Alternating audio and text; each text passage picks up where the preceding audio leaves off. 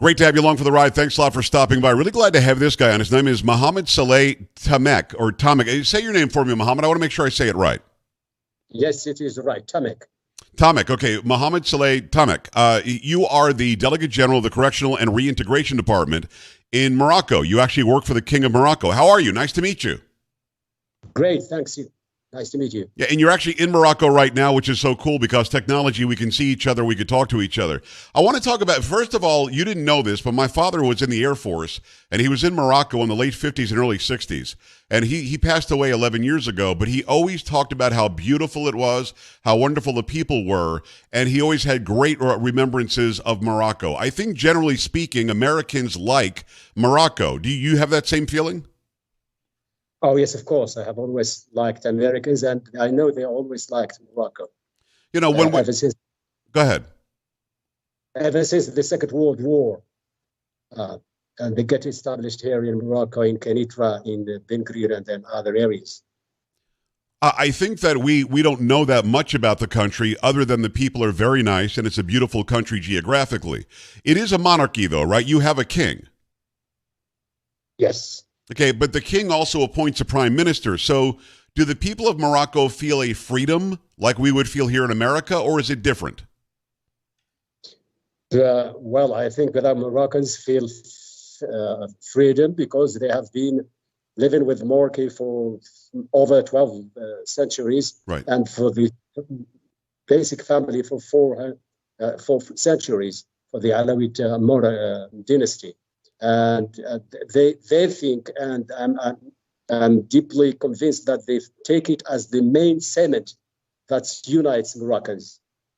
It's an interesting country because it is a Muslim country. I think 99% or 90% plus are Muslim there. Yet you guys do a very, very good job in stopping radical Islamic terrorism.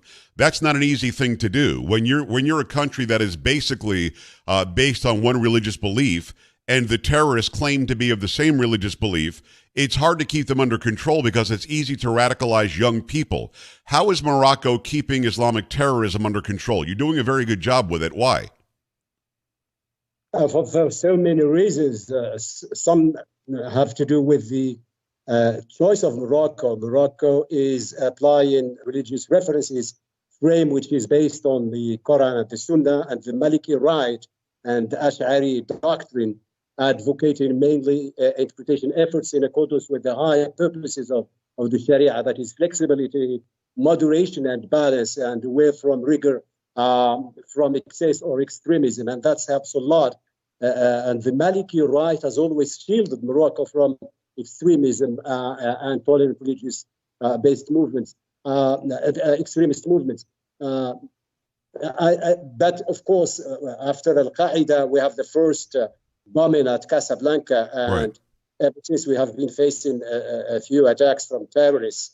But mainly the ideology has been brought into Morocco. It has nothing to do with genuine Moroccans' beliefs. And then from that time, I think it was kind of a weakness. We have to awake and face this on a multifaceted kind of attacking it. That is, of course, security has to do its work, but also we have to review the religious,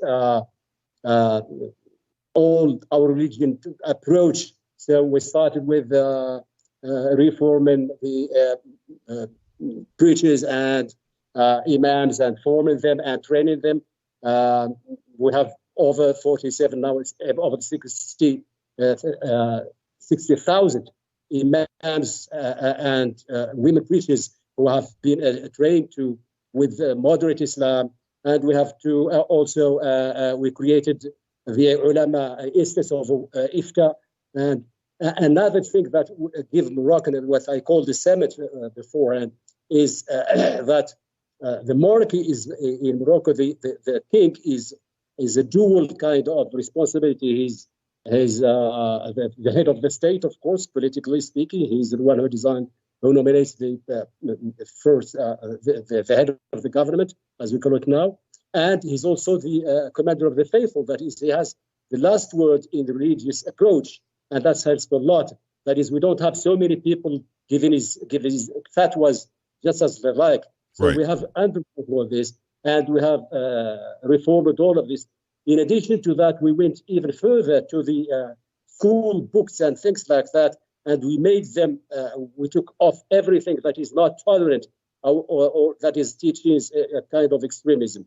I think, as I said, it's a manifold approach. Right. And I have tried to apply that even in prisons. We have a very unique experience with radicalized prisoners coming from jihadis or Daesh. And we use the experience which we call reconciliation. Right. That is, we take people who have chosen to be trained in this. We have prominent professors in religious approach, professors of universities, psychiatrists, and we have a manifold approach of these people. We have started that back in the 2017, and we have done so far 8 sessions with these people, and most of them has been amnestied. Actually, they are the amnesty of His Majesty the King. So I just want to I want to interrupt if you don't mind. I want to tell people who you are again. Mohammed Saleh Tamek. He is the Delegate General of the Correctional and Reintegration Department in Morocco. He is an appointee of the King of Morocco. So if I'm hearing you correctly, and it's a little bit hard to hear sometimes because it's such a long distance thing, but I love that we're doing this. If I'm hearing you correctly, you're taking radical jihadists and you're actually reforming them. Are you finding that you're able to actually take somebody who is a violent follower of fundamental Islam, like the Hadith, and like the violent portions of Sharia law? You're able to take them and make them more peaceful? Really? Does that work? I think it all depends on actually whether they want it or not. Yeah. I think that most these jihadists apply what we call taqiyya, that is, you hide your beliefs. Right. But the main issue of this, for instance, we have done so far over 100 or almost 200 people with this, and 60% of them have been released outside, and no single recidivist so far. Nice. That's an example that shows that it's working. But as I said, it's manifold. It's talking to them, explaining to them the right religious discourse that they need to hear, and they correct their misunderstanding of religion. And then there is a psychiatrist approach also. There is a socio-economic approach to make them, when they go out, they can work and they can be useful for their community. Right. It is, again, we appreciate the connection from Morocco. It is the Delegate General of the Correctional and Reintegration Department, Mohammed Saleh Tamek, who's coming to us right from Morocco right now. You are unhappy, and the king is unhappy with how Germany is responding to Mohammed Haggib. What is the story there? Are they being too easy on this movement? And what is it that you would like to see happen? Because for some reason, Germany is not acting like a peaceful free nation. They're actually giving in to some of the radicalization of this group. Fill me in. Okay, I'll just give you a few hints. The first one is that I think this problem of Haggib, I never thought that it might be like that with Germany, which is a democratic state and so on and so forth. But then when I read a little bit of literature, because I'm interested in this, I found out that actually Germany has actually harbored other terrorists before Haggib. You take Majid from Daesh, you take Samir, the guy who played football with the heads of people, beheaded people. Wow. With that group. And now Haggib, it seems that there is kind of a pattern that is consonant, vowel, Haggib. 2-syllable, Haggib, Samir, and Majid, and before that, Atta and Shihi, who were you remember the Hamburg cell, which flew two planes into the American centers in Europe. I didn't understand this. Why Haggib? Why Germany should harbor Haggib? Haggib, who says, "I live in Germany. I am a German." And there is no mentor. I mean, the commander of the faithful of the Moroccans is not my mentor. And the monarchy of Morocco should be abolished. That's what he said. Wow. He said, people, you are weak. You are committing suicide. Go and commit suicide bomb and explode yourself amongst them. That is the police and the forces and the police and the security forces. Go and kill them. But isn't that calling for a hate-filled extremism speech? Yes. It's not a form of extremism. And I'm a former university professor. So I did some research, and I so happened that on this study by the SWP, which is in German, Stiftung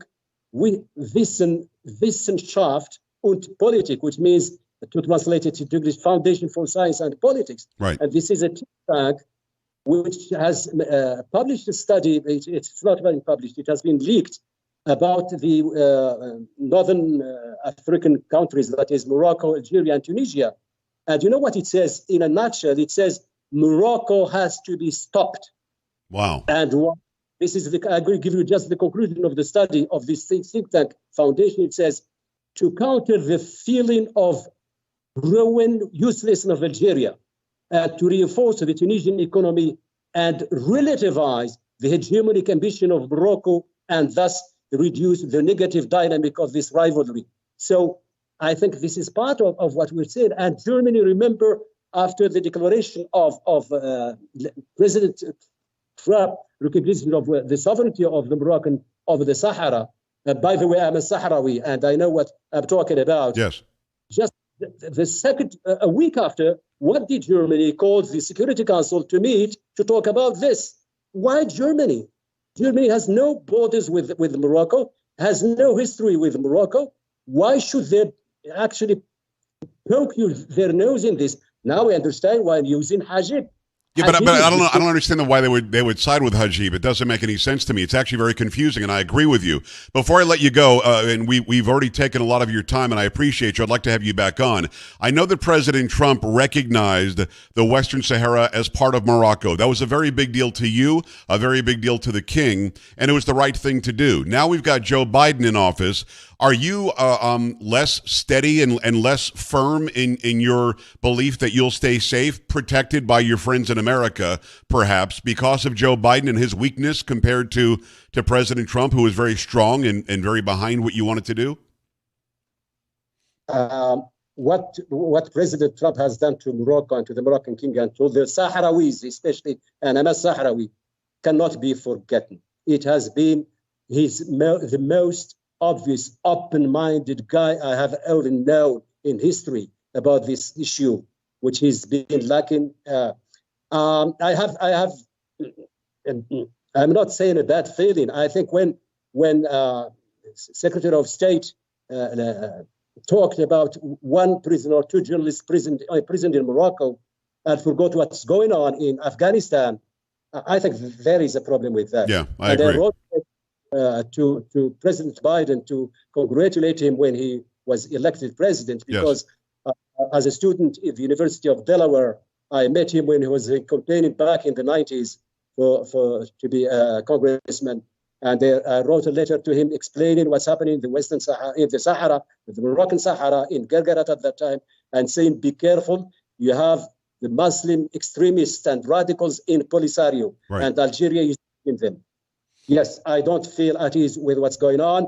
And I think everybody has seen what's happened in Afghanistan. Right. And you cannot be, all people who believe in democracy, in the rule of law, cannot accept things like that. And I think people like ISIS-K and ISIS and Al-Qaeda, if it were to reband, and even the Taliban, would love to do something bad to Morocco. That's why it's so important that there is a strong, moderate Islamic state like Morocco that understands that, threatening death and actually bringing war and death constantly isn't the right answer. Let me ask you one question on a personal level before I let you go. I'm a Christian guy. Would I be welcomed in Morocco? You're always welcome in my home. You don't go to hotel. Thank you. I appreciate that. Muhammad, and I thank you. My father, again, always spoke very, very highly of Morocco and the Moroccan people, and I believed him to be telling the truth, and I'm glad to meet you. Mohammed Saleh Tamek, he's the Delegate General of the Correctional and Reintegration Department. He works as an appointee of the King of Morocco. Let's talk again. Can we, Mohammed? Yes, of course. Anytime you like. I appreciate you. We're back after this. Stay right here.